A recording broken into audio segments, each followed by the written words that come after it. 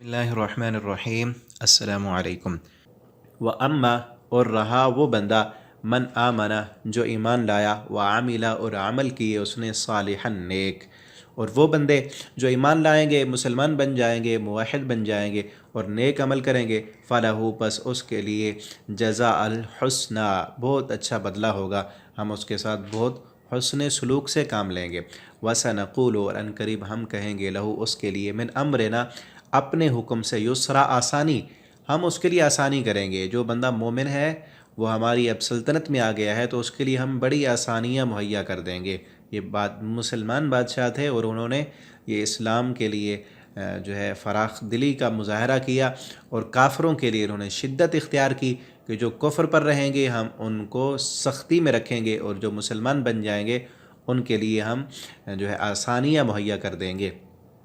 لیکن زبردستی ہم کسی کو مسلمان نہیں بنائیں گے۔ اب ان کی مرضی ہے، یہ سہولیات ساری جو ہے چونکہ علاقہ اب مسلمانوں کا ہے، ہم نے فتح کر لیا ہے، اب ہماری مرضی، مسلمانوں کو ہم سہولیات بھی دیں گے اور اختیار بھی دیں گے، اور جو کفر پر رہیں گے ان کی مرضی رہیں، لیکن ہماری شرط ہے کہ وہ ٹیکس دے کر رہیں گے، اب جزیہ دیں گے، ایسے ہماری سلطنت میں نہیں رہ سکتے وہ۔ ثم پھر اتبع وہ چلا، پیچھے چلا،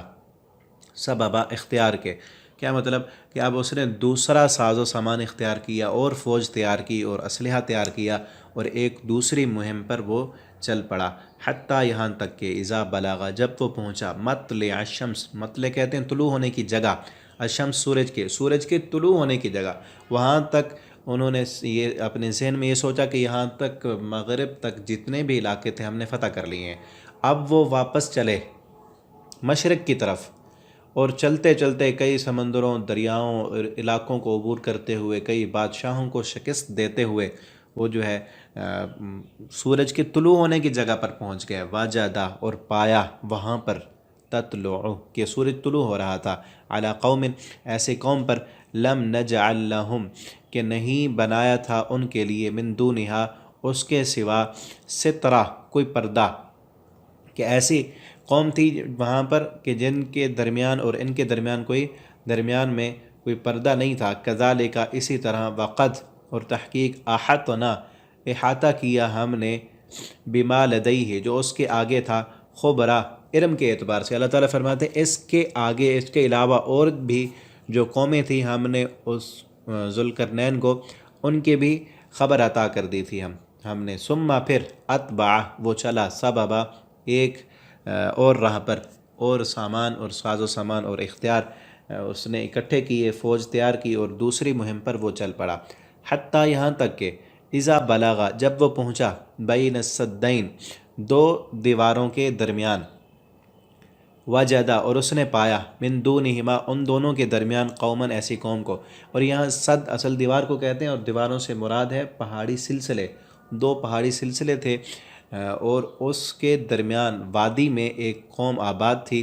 لا یکادون نہیں تھے وہ قریب، یفقہون کہ وہ سمجھ سکیں، قولا بات کو، وہ ایسی زبان بولتے تھے کہ ذوالقرنین اور اس کی فوج کی جو زبان تھی وہ اس قوم کو سمجھ نہیں آتی تھی، اور اس قوم کی زبان ذوالقرنین کے فوجی نہیں سمجھ سکتے تھے، اور پھر کچھ ترجمان رکھ کر ان سے بات ہوئی،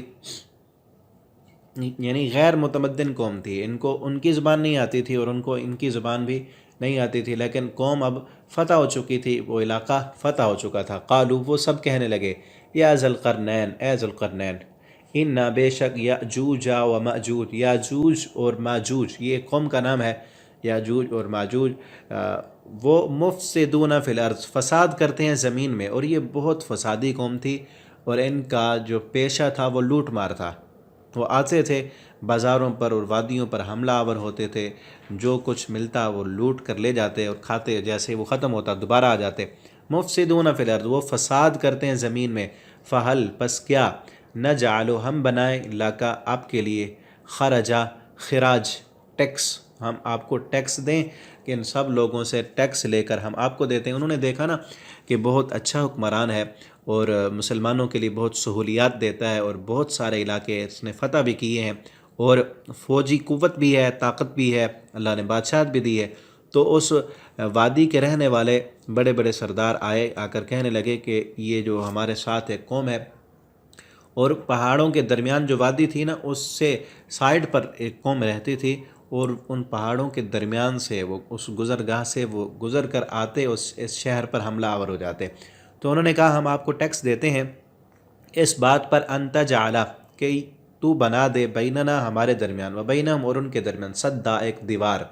کہ سائڈوں پر تو بڑے بڑے پہاڑ ہیں، راستے میں ایک ہی جگہ ہے، بس اس جگہ پر تو ایک بہت بڑی دیوار بنا دے تاکہ وہ لوگ ہم پر حملہ آور نہ ہو سکیں۔ قالا تو ذوالقرنین نے کہا ما مکنی جو قدرت دی ہے، جو طاقت دی ہے اللہ نے، فی ہے اس کام کے لیے، ربی میرے رب نے، خیرن وہ بہتر ہے، میرے رب نے مجھے جو اختیار اور طاقت غلبہ عطا کیا ہے وہ تمہارے ٹیکس سے بہتر ہے، میں ٹیکس نہیں لیتا تم سے۔ اور نبی کریم صلی اللہ علیہ وسلم کا فرمان بھی ہے کہ جو حکمران ٹیکس لیتا ہے وہ جنت میں نہیں جائے گا۔ مسلمانوں کا جو نظام ہے وہ ٹیکس کا نہیں ہے، وہ زکوٰۃ کا نظام ہے، جو غریبوں کو دینی ہے امیروں سے لینی ہے، اور جو ٹیکس ہے وہ تو سب نے دینا ہوتا ہے، بلکہ ہمارے ہاں تو بڑے بڑے جو ہوتے ہیں وہ ٹیکسوں سے بچ جاتے ہیں، غریبوں کو دینی پڑتی ہے۔ تو یہ ٹیکسوں کا نظام اسلامی نظام نہیں ہے۔ ذوالقرنین نے بھی کہا تھا میں تم سے ٹیکس نہیں لیتا، میرے رب نے مجھے جو دیا ہے نا وہ ہے۔ اور ٹیکس اور جزیہ جو ہے یہ غیر مسلم سے لیا جا سکتا ہے، جیسے پیچھے اسی واقعے میں بھی ہے، ذوالقرنین نے جو علاقے فتح کیے تھے ان کو کہا تھا کہ اگر ہمارے علاقے میں رہنا ہے تو پھر ٹیکس دینا پڑے گا۔ اسی طرح صحابہ کرام نے بھی جو علاقے فتح کیے ان مفتوحہ علاقوں کے جو مسلمان تھے ان سے زکوٰۃ لیتے تھے، اور جو کافر تھے اسلامی سلطنت اور حکومت ان کے مال کی جان کی حفاظت کرتی تھی اور ان سے ٹیکس لیا کرتی تھی۔ تو مسلمان پر ٹیکس نہیں ہے۔ فَأَعِینُونِی بس تم مدد کرو میری، بقوت قوت کے ساتھ، ہاں اس قوت سے مراد افرادی قوت ہے، تم مجھے اپنے نوجوان دو جو مزدوری کریں گے، کام کریں گے، یہ قوت دو مجھے، اجعل میں بناؤں گا، بینکم تمہارے درمیان، و بینہم اور ان کے درمیان، تمہارے درمیان اور اس یاجوج ماجوج کے درمیان، ردما ایک بند، ایک بہت بڑی دیوار بنا کر ان کو بند کر دوں گا، وہ وہاں سائڈ پر رہیں گے، تم اس طرف رہو گے۔ آخر دعوانا الحمدللہ رب العالمین۔